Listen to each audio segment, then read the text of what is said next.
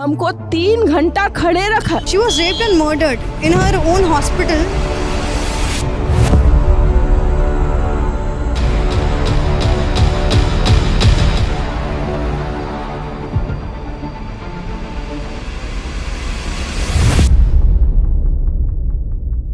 RG Kar medical college rape and murder case. सबसे पहले आज मैं यहाँ एक सवाल और करना चाहूंगा, क्या इसे हम pre plan cold blooded murder case बोलें क्या? क्योंकि जिस तरह की न्यूज लगातार सामने आ रही है, जिस तरह सबूतों के साथ छेड़खानी की जा रही है, जिस तरह प्रदर्शनकारियों पर हमला किया गया, उन सभी से कई तरह के सवाल खड़े होते हैं, स्पेशली कोलकाता पुलिस और वहां की गवर्नमेंट पर। दोस्तों, आरजीकर मेडिकल कॉलेज में एक लड़की के साथ जो ये दुष्कर्म हुआ है, आप इसकी चाहे जितनी भी निंदा कर लें वो बहुत ही कम है। एक ऐसा घिनौना कुकर्म जिसकी पोस्टमार्टम रिपोर्ट सामने आने के बाद इंसान की रूह कांप गई है। कोई इंसान इतना क्रूर और आपराधिक मानसिकताओं भरा कैसे हो सकता है?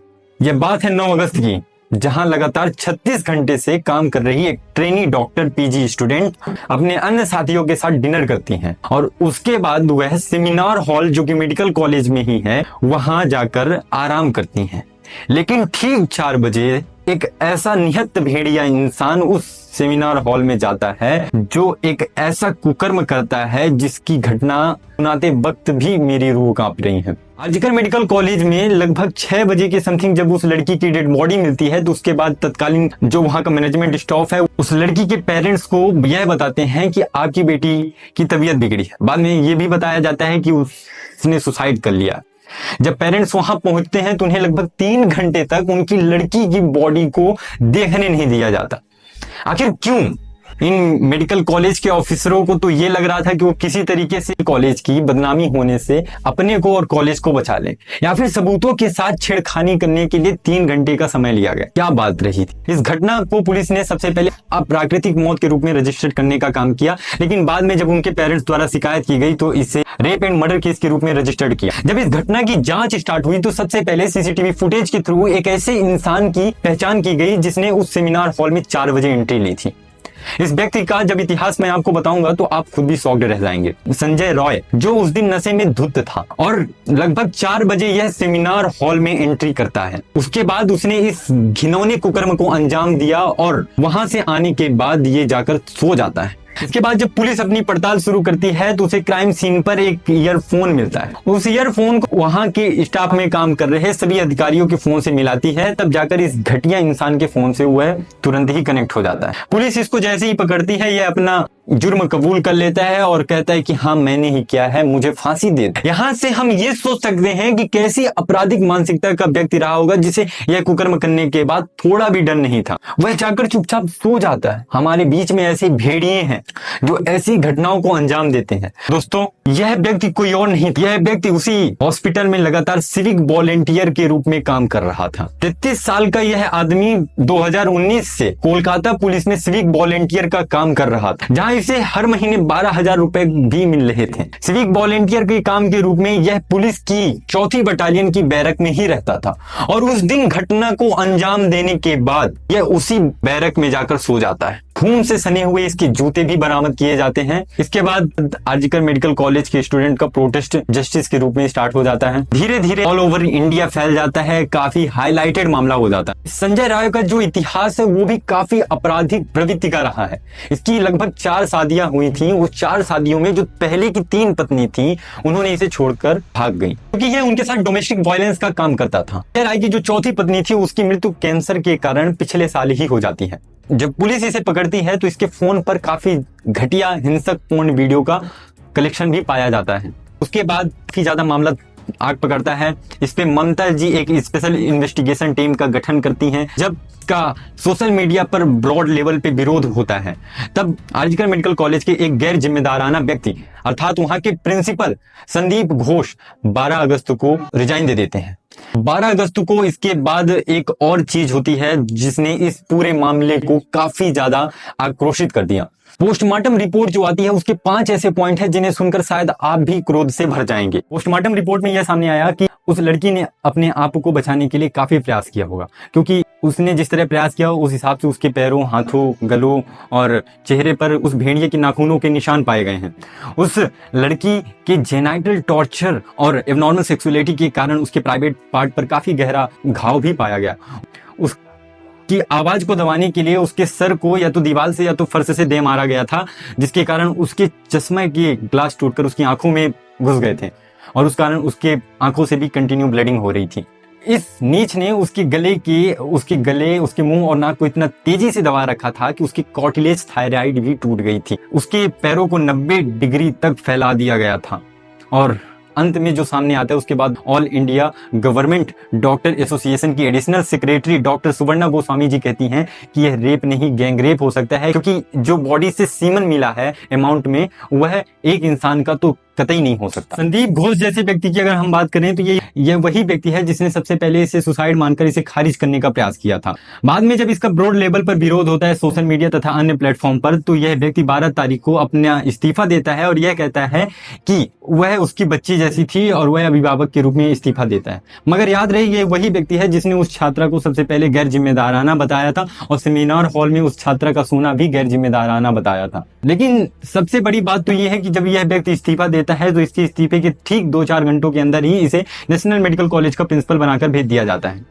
आप कह सकते हैं कि यह एक तरह का प्रमोशन था भाई, जो कई तरह के सवाल खड़े करता है गवर्नमेंट पर।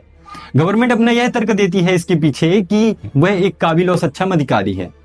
वाह भाई, एक आरजीकर मेडिकल कॉलेज का प्रिंसिपल जो इस तरह की घटिया बयान देता है, जिसके मेडिकल कॉलेज में इस तरह की घटनाएं हो जाती हैं, उसे एक नेशनल मेडिकल कॉलेज का प्रिंसिपल बनाकर भेजना, वो भी उसके इस्तीफे के चंद घंटों के बाद, क्या है ये। हाईकोर्ट इस पर सुनवाई करते हुए प्रिंसिपल और ममता बनर्जी सरकार दोनों को ही फटकार लगाते हुए कहती है जिसका सबसे पहले बयान लेना चाहिए और जो व्यक्ति अपनी नैतिक जिम्मेदारियों से इस्तीफा देकर भाग रहा है उस व्यक्ति का नेशनल मेडिकल कॉलेज में चंद घंटों के अंदर प्रिंसिपल बनाकर भेजना काफी गंभीर बात है। संदीप घोष पर अब बहुत तरह के आरोप सामने आ रहे हैं। आरजीकर मेडिकल कॉलेज के एक्स डिप्टी सुप्रिंटेंडेंट जी ने काफी गंभीर आरोप लगाते हुए कहा है कि यह व्यक्ति इतना ज्यादा भ्रष्ट था कि यह 20% तक का कमीशन खाता था हर तरह के टेंडर ऑर्डर में। बच्चों को शराब की आपूर्ति कराता था, बच्चों को जबरन फेल करने की कोशिश करता था और यह व्यक्ति पूरे आरजीकर मेडिकल कॉलेज में माफिया जैसा रहता था। मगर ये कोई पहली घटना नहीं है जो ऐसी हुई है इतनी बर्बरता के साथ। आज से ठीक 50 साल पहले सन 1973 में मुंबई की एक पेरल स्थित मेडिकल कॉलेज एक ऐसी घटना और हुई थी जहां एक जूनियर नर्स के साथ एक चौकीदार ने दुष्कर्म किया। उस चौकीदार ने उस नर्स के गले में कुत्ते का फंदा डाल दिया था और इतनी तेजी से दबाया था कि वह लड़की लगभग 42 वर्षों तक कोमा में थी। 18 मई 2015 को उसकी डेथ हो जाती है।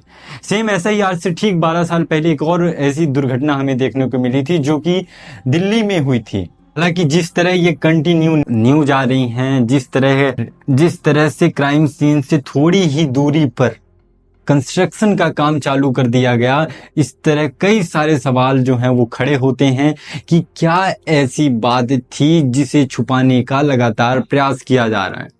यह अपराध एक ही व्यक्ति द्वारा किया गया है या इसके पीछे बहुत बड़ा षड्यंत्र था। ऐसी कौन सी बात थी जिसे छुपाने के लिए ऐसे प्रयास किए जा रहे हैं। ये दंगाइयों का अटैक, ये कंस्ट्रक्शन, ये बार बार लीपा पोती का काम, बयानबाजी करना और गवर्नमेंट के रोल, काफी ज्यादा इस मुद्दे को आक्रोशित करते ही हैं। हालांकि आप सभी एक बार सोचिए, एक लड़की जो लगातार 10-11 साल अपने पढ़ाई को देती है, उसके बाद वह लगातार 36 घंटे से आपके ही जीवन को बचाने के लिए कार्य कर रही हो, बस जब चंद घंटों के लिए वह आराम करने जाती है तो उस बीच उसके साथ ऐसा कुछ होता है जिसे हम या आप कोई भी बार बार नहीं सुन सकते हैं। ये सब हमें सोचना चाहिए। हम सभी की माताएं हैं, बहनें हैं, हम सभी को इसके खिलाफ आवाज उठानी चाहिए। हमें जस्टिस की मांग करनी चाहिए। ऐसे आरोपियों को तुरंत कार्यवाही करनी चाहिए और हो सके तो जितना जल्दी हो सके ऐसे व्यक्ति को फांसी दे दी जानी चाहिए। इस व्यक्ति को फांसी दे देने से ऐसे अपराध तो रुकने वाले हैं नहीं, क्योंकि अगर अपराध रुकने होते तो आज से ठीक 12 साल पहले देश ने ऐसा ही एक मंजर और भी देख रखा था। मे भी इसमें सदियों लग जाएंगे, लेकिन हमारे और आपका प्रयास, हमारी आपकी लगातार ये प्रदर्शन, हम इस देश की महिलाओं की सुरक्षा को लेकर जो जिम्मेदारियां हैं उन्हें याद दिला सकते हैं। इस देश में हर किसी का ये दायित्व बनता है कि उसकी आसपास की रहने वाली महिलाएं बहनें अपने आप को पूरी सुरक्षित महसूस करें, क्योंकि यह नर पिशाची भेड़िए हमारे आसपास ही कहीं न कहीं होते हैं और वह ऐसे घिनौने कुकर्म को अंजाम देते हैं। हमें जागरूक होना चाहिए, हमें सशक्त होना चाहिए, हमें मजबूत होना चाहिए और हो सके तो लड़कियों तुम अपने साथ एक मिर्ची स्प्रे या चाकू जरूर रखा करो। जब ऐसे घिनौने अपराध को कोई अंजाम देने की कोशिश करे या मात्र तुम्हें टच करने की भी तुम्हारी मर्जी के बिना कोई कोशिश करे तो तुम सडनली उस पर अटैक कर दो। तुम्हें जरा भी नहीं सोचना चाहिए कि आगे क्या होगा। मैं इस वीडियो को बनाने का सिर्फ इसलिए किया हूं कि ताकि मेरी भी एक आवाज जुड़ जाए इस विरोध के साथ। मैं इस गवर्नमेंट से मांग करता हूं कि अगर आप बेटी बचाओ बेटी पढ़ाओ की बात करते हैं, आप बात करते हैं महिला सशक्तिकरण की, आप नारी सम्मान योजना की बात करते हैं, आप महिला विकास योजनाओं की बात करते हैं, आप महिला आरक्षण की बात करते हैं, तो आप महिला सुरक्षा की भी बात करें। ऐसे अपराधियों को डर क्यों नहीं है? इस व्यक्ति ने जब जुर्म कबूला उसके बाद जो शब्द बोले कि मुझे फांसी दे दो, मे भी ये सीधे सीधे क्लियर करता है कि इस व्यक्ति को इसके अपराध करने का थोड़ा भी पश्चाताप नहीं है। और यही चीज हमें निर्भया कांड में भी देखने को मिला था। जब वो अपराधी पकड़ा गया था तो उसने कितनी घटिया तरीके से अपने जुर्म को कबूल किया था। दोस्तों, हमें सोचना पड़ेगा, हमें आवाज उठानी पड़ेगी। हो सके तो जितनी फुल हो सके आप इस प्रोटेस्ट को कंटिन्यू रखें, क्योंकि ये 2 दिन का आउटरीच और उसके बाद यह सब कुछ खत्म हो जाएगा और कोई भी इसकी चर्चा नहीं करेगा। आज एक ऐसे कानून की, आज ऐसी एक एजेंसी की निर्माण होने की आवश्यकता है जो महिलाओं के प्रति होने वाले ऐसे सीरियस क्राइम की जितनी जल्दी हो सके उतनी जल्दी निपटारा करने की कोशिश करे और ऐसे जस्टिस दे ताकि इस जस्टिस को देखकर ऐसे अपराधी जो इस तरह की कुकर्म की मात्र कल्पना भी करते हो, उनकी कल्पनाओं में ही उनका दम घुट जाए, वो वहीं पूरी तरह से मृत्यु को प्राप्त कर जाएं, ताकि वो ऐसे कुकर्म को अंजाम देने से पहले 100 बार सोचें और उसके बाद भी वो ऐसे कुकर्म को करने की कोशिश न कर पाए। हम लगातार इस पर जो आउटपुट आ रहे हैं, जो सोर्स, जो कंटिन्यू न्यूज आ रही हैं, उसे कवर करने की कोशिश करेंगे। तब तक के लिए हो सके तो इस वीडियो को जितना ज्यादा हो सके आप अन्य लोगों तक पहुंचाने की कोशिश करें।